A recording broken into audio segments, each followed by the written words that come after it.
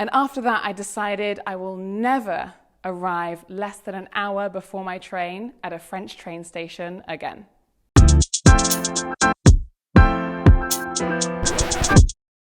An anecdote is a short story about something funny or surprising or interesting that happened to you. All anecdotes follow the same basic structure. They start with some kind of introduction, which will get your audience's attention. Have I ever told you about the time when blah, blah, blah? You won't believe what happened to me when blah, blah, blah, blah. Then you just tell the main events of the story in order, step by step.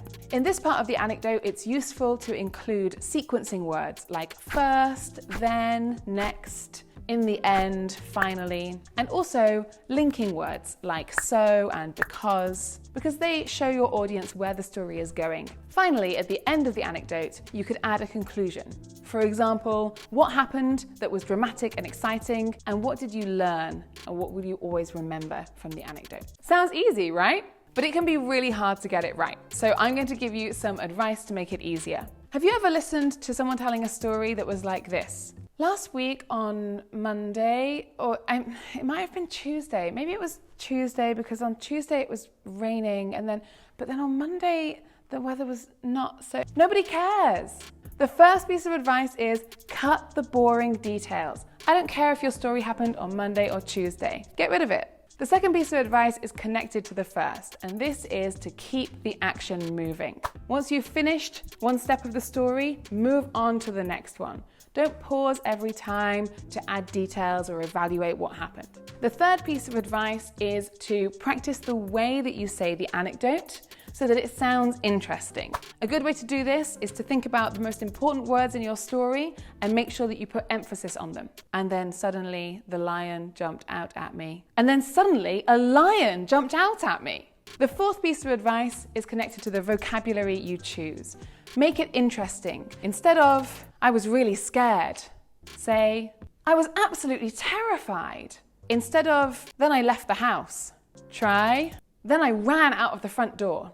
When you want to tell an anecdote in a foreign language, make sure that you practice in front of the mirror, cut out those boring details, choose interesting vocabulary, and the people listening to you will want to hear it again and again. And after that, I decided I will never arrive less than an hour before my train at a French train station again.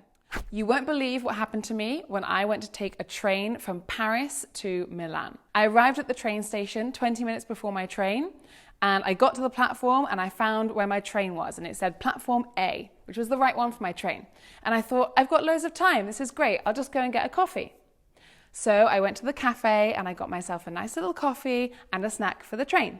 It was a really long train journey. It was 7 hours, so I got a really nice seat and I was excited about the journey. I took my coffee and my patisserie and I was walking alongside the train, and I had to go all the way to the carriage at the other end. This train was 24 carriages long, so it's super far. So I'm walking and I'm walking and I'm walking, and I started to think, actually, I'm a little bit short of time because the train is so long, I might not even get to the door in time. But I keep going, and then I get to the end of the train at last, and I press the button to open the door of the train, and the door doesn't open. And then I press the button again, and the door still doesn't open. So now I'm panicking, and I go to the window where there's a woman sitting in the train, and I knock on the window, and she looks out, and I say, the door won't open.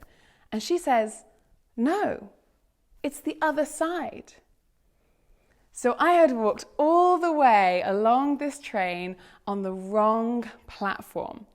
I grabbed my coffee and my suitcase, and I started running down this train, 24 carriages, running as fast as I could, coffee going everywhere, and I ran past 2 other people who were doing the same thing as me. And as I ran past them, I said, it's the other side! And we all started running down this platform, and we rounded the end of the platform just as the barriers closed. In this train station, they close the barriers 2 minutes before the train leaves. So I just had to stand at the barrier crying and crying with these 2 strangers while I looked at my train that hadn't even left the platform. And the train guard wouldn't let me go onto the platform and get my train. I just had to watch as it left the station without me. And after that, I decided I will never arrive less than an hour before my train at a French train station again. We have loads more great videos coming out on English for Life, so make sure you subscribe and I'll see you next time. Bye!